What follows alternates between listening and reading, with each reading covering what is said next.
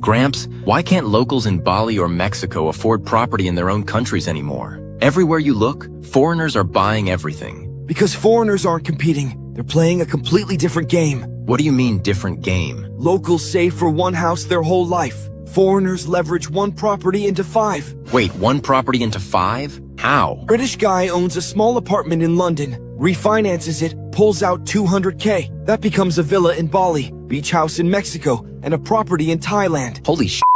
So his tiny London apartment becomes 3 villas? And he still owns the London apartment. It's rented out, paying the mortgage, while he's living in the Bali villa. But locals in Bali can't do this? Not if they stay local. But smart locals work 2 to 3 years in Dubai or Singapore, save in strong currency, come back home. Now they're the ones with the advantage. Wait, so locals can become the foreigners? Exactly. The game isn't about where you're born. It's about where you earn and where you deploy. But why buy in the expensive country first? Why not just buy the Bali villa directly? Banks. Bali won't give you a mortgage. British banks will give you 75% leverage on UK property. So you buy expensive with their money, then use the equity to buy 3 properties abroad in cash. So the expensive country's banks are funding your emerging market empire? And here's the kicker. Those 3 properties abroad, they're appreciating faster than the London one. Wait, cheaper properties grow faster? Way faster. London goes up 3% a year. Bali, Mexico, Colombia, 8 or 12% a year. Higher growth and better cash flow. So you're making more money on cheaper properties? Plus tax advantages. Many emerging markets don't tax foreign rental income.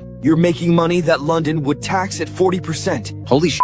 So it's currency advantage, faster growth, and lower taxes? 3 advantages stacked. That's why foreigners dominate. By the time locals save enough, prices already doubled, and foreigners bought everything. So locals are just f***ed. Unless they understand the system. It's not about being richer. It's about knowing where to earn, where to leverage, and where to deploy. This is way deeper than I thought. Way deeper. Geographic arbitrage, banking leverage, currency advantage, emerging market appreciation, tax optimization. The real estate playbook covers every strategy to multiply property wealth globally. The offshore playbook shows how to structure it all internationally. 2 systems that work together. Link in bio. Gramps, how the f*** do people afford 500K houses? I feel like I'm the only one who can't. You're broke, but that's not the issue. Some of them pay 5K and end up owning the house anyway. Wait, what? They pay 5K for a 500K house? Tax lien certificates. When people don't pay property taxes, the county auctions off that debt to investors. So I can buy someone's tax debt?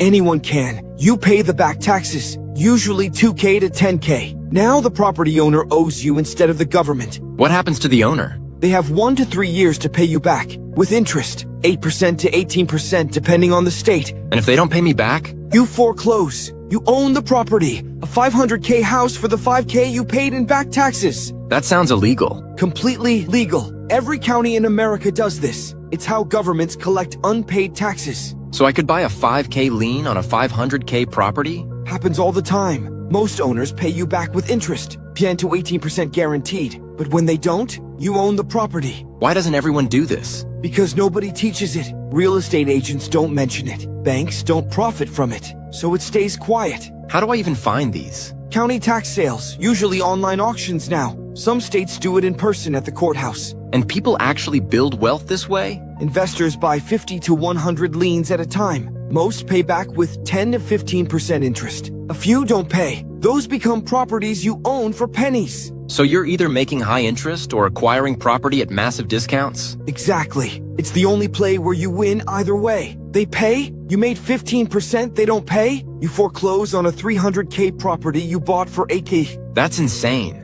What's the catch? Research. You need to know which properties are worth it. Some have other liens. Some have structural issues. But if you do your homework, it's one of the safest high-return plays in real estate. Gramps, you need to make a playbook about real estate like you did for offshore techniques. People need to know more about this stuff. I just released it actually. Tax deeds, foreclosures, subject to financing, Airbnb arbitrage, every strategy from 0 capital to 8 figures. Link in bio? Link in bio.